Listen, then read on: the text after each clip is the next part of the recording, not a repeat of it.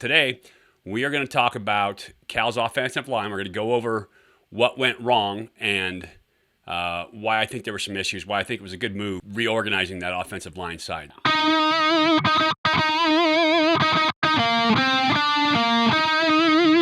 Hey everybody, welcome to Ultimate Insider Bear Insider Podcast. I'm Mike Pawlawski, Hall of Fame quarterback for the Golden Bears.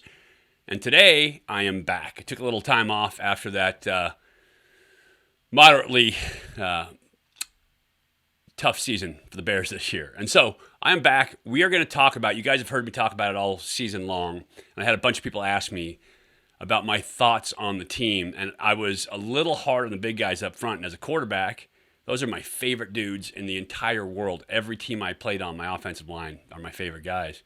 And so being hard on the big guys is a little rough on me. So today we are going to talk about Cal's offensive line. We're going to go over what went wrong and why I think there were some issues, why I think it was a good move kind of reorganizing that offensive line side. So we'll take a look at it. First, let's start off. When you're talking about offensive line play, there are three main reasons, right? There's a bunch of little reasons, just like anything else, but there are three main reasons that your offensive line is going to struggle, is going to have problems. First and foremost, technique issues. The individual player having technique issues with a false step with their foot, bad stance, bad hand placement, all those little technique things that you have to master. And young players are going to have more issues with technique than older players. But technique is a big deal. And so that's the first. Second is in coaching. Now that coaching, this can go two ways. If they are not coaching proper technique, if they are not teaching the players what they need to know, then it puts that player in a bad position with technique. And then if a player is doing something that is not proper technique, as a coach, you have to lay it down that they need to work your techniques and make them do what you want. And so one way or the other, if there's bad technique and it continues, then it's also bad coaching, in my opinion. And so those two go together. The next one also goes together with bad coaching, and that is bad scheme. Putting your guys in a bad position, putting your guys at a disadvantage, asking them to do things that are unreasonable. That's bad scheme. And in my opinion, that is also in that kind of not the best coaching box to me. So we saw a little bit of all of that this year for the Bears. I want to go over that right now. I'm going to take a look at some film. So this is going to be a video-heavy podcast today. I want you guys to see what I'm talking about. I would like to be fair to those big guys, but I also want to point out at home, this is what was going on with the offensive line. So getting a change there, I think it always injects new blood, new energy, all of that. And so having a change of that offensive line position for the coaching staff, I think is going to be good. I'm not going to name names in the film. You guys are free to take from it whatever you want. But let's take a look at the film, and I'll talk about all three things that happened. The majority of the film that we're going to look at today is coming from that Colorado game because that was the low point for me as I watch it. And remember, I watch every single snap on film. I watch it live. I talk about it live. But then I review the film afterwards just to make sure that my opinions are right. And so that Colorado game was a low point. A lot of them on there that we're going to talk about, and then we'll take a look at a snap from Washington as well. Let's hit the film. So we are going to start with the pass play here. And we're going to start on the outside. I want you to keep your vision right here. We're going to get a pressure based on the technique of the player this time. So you see the pressure on the outside in Jack Plummer's lap and makes it hard to complete that ball when you've got your left tackle right in front of you. So now let's take a look at why this happened. There's a couple things going on here, and the reason I wanted to choose this clip first is to show you that it's also not always the offensive line. However, in this case, it's a combination of both. One, the offensive lineman uses bad technique. As we go through this play, you'll see initially we have a defensive end on the outside. So here's a guy lined up as a speed rush guy. He looks like he can get this outside edge. Somebody else inside in the gap as a tackle, you got to expect you're going to get this outside rush, but you also have to be prepared to take away that inside. So that's one. Two, you have to be ready to move your feet and to keep your width, to maintain your lane. You'll watch as we move this along here, you get 2 kick slides, and then this next step is the fateful step. You can see that the left tackle feels like the defensive end has declared that he's coming upfield. And so what you're going to see is this foot drop in the bucket. He's going to give up that outside shoulder to make sure that he can keep that outside rush, the upfield rush, from getting back to the quarterback. What that does is it shortens the edge. It turns his hips and his shoulders inside. And now, from that position, he doesn't have any power. So when the defensive end turns and bull rushes into him, and it's a littler guy, much smaller guy on that defensive end, he gets pressure and pushes him back. Ideally, and again, I was not an offensive lineman. I did not play one on TV, but I have seen this coached a million times. I've talked to a bunch of tackles about this.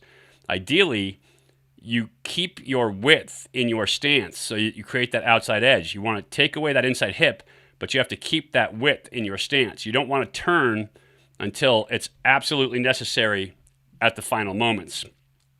And so there's a magic to this. One of the other things is that the guy we have playing left tackle here is naturally a guard. And so as we watch, you're going to see that left foot. You see the shoulders opening there. You see a narrow stance. And that is a bad place to be when the defensive end turns and decides to bull rush into you. And so now, as he puts his hands on him, you can see the angle has completely changed. Shoulders, hips inside. He's got the edge, and he's pushing. And so our tackle cannot use his leverage, cannot use his weight effectively because he's at a bad angle. He's got a narrow base, and he's getting pushed. So that's bad technique out there at tackle. And he ends up getting pushed right into Jack Plummer. You can see as Plummer's looking to throw. Tough duty for a QB. Now, let's talk about another part of the reason why this happens. We have what's called a snag route on here. And so in snag, you're going to get a corner, in this case a quick sail route, a sit, and a flat route. This is, everybody in football uses this play, called snag. And so, as a quarterback, you need to read this one of 3 ways. The tailback's coming out of the backfield, so I assume they have Jack Plummer reading this as number 1 on the sit, number 2 on the corner, number 3 to the flat.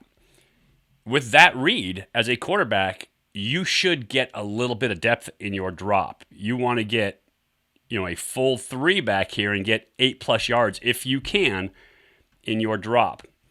Plummer, and it could be an accumulation of, having been hit, having been sacked a few times, getting pressures during the season, but he is really, really quick with his feet. And so the only reason that you want to be super quick with your feet is if you are going 1, 2, so 1, 2, and then 3 on your read, because if I'm going to hit the flat, I'm going to hit it right now. However, that doesn't look like where his eyes took him. And we'll take a look at the end zone in a second. You'll see him get really short in his drop. Starts at the 32 and ends up on the 30 with his back. So he doesn't even gets about a 2-yard drop with 3 steps. And he's holding the ball. And so he feels pressure because he's holding it so quickly. And it looks to me like he is looking inside here first. And then he's going to break to that. And so if I'm a quarterback and I see this pre-snap, I'm thinking I've either got man because got to do down low, got man over, or some kind of zone because the backers look like they're playing some kind of zone. And so I know I'm going to have to high-low somebody. As soon as this route comes in and the backer grabs him, that flat should be there. And then read that last. So his feet are very quick. Plummer feels very hurried as a result. You can see both backers flowed this way. And so as a quarterback, and I know we're getting a little deep, what you need to do is read it based on where your underneath coverage is flowing. Plummer was looking to come here. He doesn't love it. He should be here and know that he's potentially got leverage on this corner right now. Next, but he is so short that he already feels hurried. And so he's trying to get rid of that ball. Doesn't feel comfortable. Having a tackle in your lap doesn't help. So bad technique, not just by the tackle, but also by the quarterback. A little bit of depth would have helped that drop. So here's the next play. This is called a wing G, a G, outside gap play. Any of those all qualify. And what they're trying to do is clear a gap and get pullers out in front to lead to clear for that. So anytime you have a gap scheme run, it is about taking advantage of one gap. Concepts of gap scheme runs would be counter, power, trap, and of course this outside G. And so what's going to happen is you're going to see both guard and tackle to the side of the play pull to clear that gap. And in order to do that, you have to seal the player who is over either the guard or the tackle. In this case, this is really bad scheme or really bad coaching, in my opinion, because what you have is a man who is, this is a gap right here, right? So this is C gap. This is a gap right here. This is B gap. And you have a tight end on the outside, it's Jermaine Terry here, that they're asking to come down a gap and a half to make a block on this defensive tackle. This guy is in what's called a 4 technique, and that would be over numbering inside. I know it's a little technical, but 0, 1, a 2-eye, or 2 would be heads up, 3 on the outside shoulder, 4 on the inside shoulder, 5 on the outside shoulder of the tackle. And so he is in what you call a 4 technique. So that puts him a gap and a half inside of your tight end. Because you have both the tackle and the guard pulling, the tight end can't take a flat angle. He has to step a little bit upfield and then block down. Well, at the snap of the ball, this defensive tackle is going to try to get penetration. The running back, coming from the opposite side of the play, is going to come underneath and try to get width in terms of his route. So let's put this all together one time. You're going to get tackle pulling, kicking, guard pulling, leading up into the hole, back following their blocks for the outside gap that they're trying to clear, and tight end trying to seal that block. Secondary tight end will be taking heads up, who's man actually inside of him, so it's good leverage, good position for that block. And the problem here is this block with the tight end puts him in a really, really bad situation. As these guys pull, he cannot get depth, and so he has to step upfield and across. Well, if this defensive tackle gets any penetration whatsoever, he cuts off the lane for the running back, and the running back has to cut it back inside where he has absolutely no blocking. So I'll play this for you here, and we'll see how this works out. So watch as the guard and tackle get out and pull. Boom, tight end takes the angle we talked about. He has to take it down low, or else he would knock the guard off of his route. He comes down low, but you're getting penetration here. Now the guard tries to help out by putting a hand on the rusher, but you can't slow him down. So Jermaine Terry at the tight end right now is beat. This guy's across his face. He's getting upfield penetration. The back sees that, and they react naturally. They're trying to avoid getting tackled.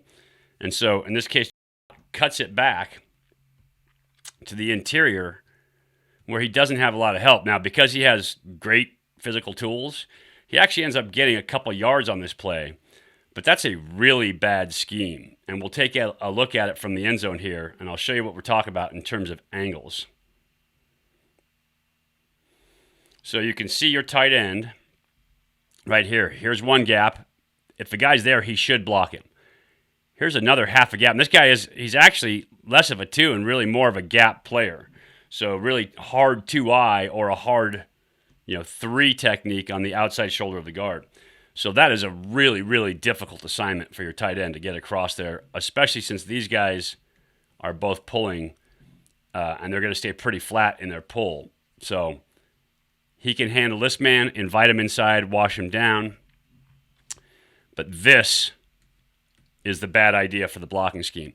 And so when I say it's a bad scheme, that's bad. But I think more maybe bad coaching. I was not in the huddle. I'm not in the meetings every day. I'm not any of that. But right here, they should make a switch call. There's no way the tight end should be trying to go after that man. They should have the tackle, block that down, take him in and wash him, and then the tight end and the guard can be your pullers on the play. You do this all the time in order to get guys out. Center can take front side, and now you're clear with your back. You've got a lane, and you still have your two pullers out inside. And so based on alignment here, this block should have been called a switch or some kind of call that gets the tackle in position to take that down block and get your tight end out and leading out in front.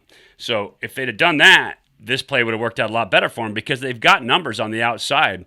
They've got a lot of Colorado overshifted to the weak side, away from the two tight ends, and it's really well set up. But because they didn't make the right call, they get penetration, and with penetration, you get your back off his line. So in my opinion, that one's a combination of bad scheme, but bad coaching too. And so again, a lot of these things overlap. Bad technique could be a result of bad coaching, not forcing proper technique, not hammering down on these guys about proper technique. But when you put your tight end in a position where they have to block a gap and a half over against a defensive lineman who's naturally going to penetrate and they can't take a good angle, that's not great coaching, and it's horrible scheme. And so that's a look at that. The next play, because they're in third and long, they have to pick something deep. Jack Plummer gets pressured. He throws an interception.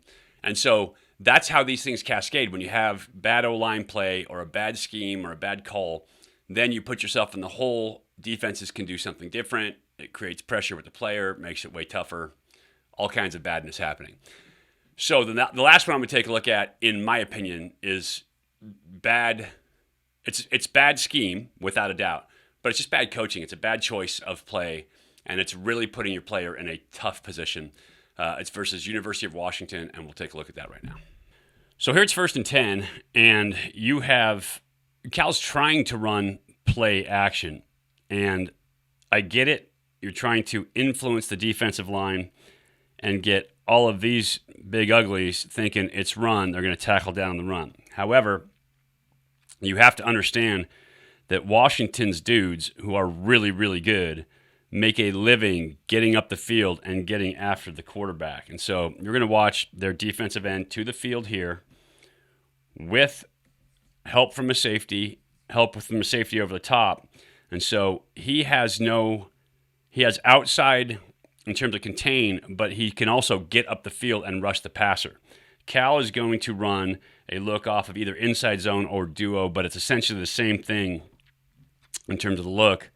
Running back is going to take a play action fake, come inside, and they're going to try to take 1, 2, 3, 4, 5, 6 guys to block whatever Washington brings. Now, they're in good shape in terms of numbers. You're not seeing blitz.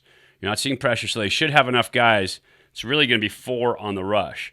But what they do is Cal solos up their right tackle against a stud defensive end. And so when you know your guy is outmatched physically, you don't want to leave him alone. You could run this play with a play action fake and still have your back help and chip out. That way your tackle can overset, try to force that inside rush, and the back's there to help you out. If the tackle knows he has help, you can use that to your advantage by taking leverage. In this case, Cal runs this inside zone look, and the back is late to getting back outside. You can see that tackle is beat right now. He lunged. It was bad technique, put his hands out there, and that defensive end did a great job of slapping hands away and getting upfield. So defense or offensive tackle almost never touched him. But look at the relationship to where the back is here and where the tackle is. If you understood about their defensive ends and their rush guys, you wouldn't take a chance at letting them get upfield like this. you would overset your tackle, force this guy to either take that overset and get washed out of the play, or force that defensive end to come back underneath and let your backfill in that case. So that's really bad scheme. It's really bad coaching. On top of that, off of this play action, you're running a long developing play. So you've got a corner route on the outside or shake route. Like we said, these guys are all staying in the block. You've got an over route coming here, so that takes forever to develop. And then you've got a deep dig on the backside. In the air raid, this would be like 95X cross or something where you tag it with a corner to the outside. But this route takes forever as a quarterback, and you're throwing it into cover 4. So it's going to end up man-to-man, but this guy's in good leverage. He's outside. Probably not going to get that corner. This, as your crosser, is going to take a long time as well. And so you progress through this play as a quarterback where you read 1 to 2 to 3. So this is a long developing play. You have a right tackle soloed up against a speed rush stud defensive end. You have no back help to help out on that. So it's really a bad play design for Cal if you've studied, if you know they're going to rush the passer. And so you're putting your right tackle on an island all by himself, and the result is you get sacked. And so if you're going to run this concept, you need to help that tackle out. I get it. You want to take a shot. You want to run some play action, and you're hoping to influence that defense. And you can see linebackers are influenced. They're going to stop the rush. These guys are going to stop the rush. So you got 5 inside to stop the rush. But this D-end is coming. This safety is peeking inside to help on run. This safety is peeking inside to help on run. So they're covered. They're good. They've got enough guys to help out in the box, and it frees up this defensive ends to rush. It's a film study thing. It's a game plan thing. It's a scheme thing. But you got to know that as a play caller, and you've got to call the appropriate play to get your tackle that help. You cannot leave him alone on an island like that, because if you do that, this is inevitable.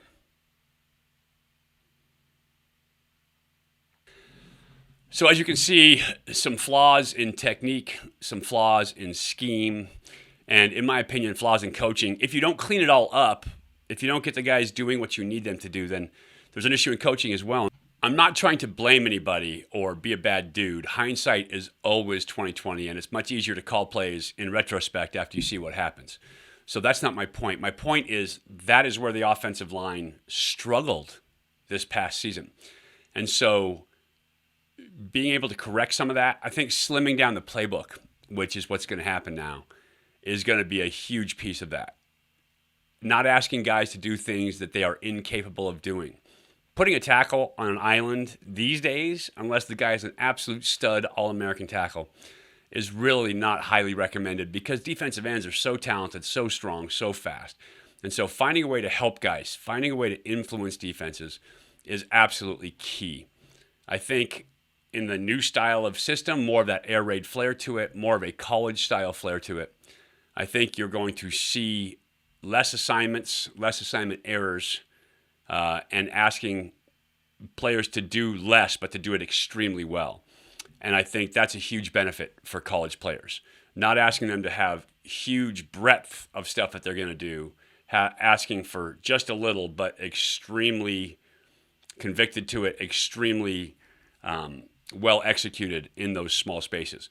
If the Bears do that on offense, they're going to be a lot better off. We will take a look coming up at our new O-line coaches' scheme, what they do. We'll talk about the offensive line play for that. We'll also talk about, with Spav coming in, kind of the offense that you can expect. We've seen of it. Obviously, we've seen it before when Davis Webb was here at quarterback. He's going to bring some new stuff with him as well. So we'll get some interviews set up. We will talk to those guys. We will take a look at the new scheme. But for now, that is what I was talking about during the season. That kind of low line play happened throughout the season. And so it was a little bit rough to watch as a quarterback. And I watched every single snap on film all year long. There was just a lot of miscues on that offensive line. This year, hopefully they get better, they get personnel, they get bigger, stronger, faster, and they improve at that position. For now, I appreciate you guys watching. I am Mike Pawlawski for Bear Insider and the Ultimate Insider Podcast. Go Bears.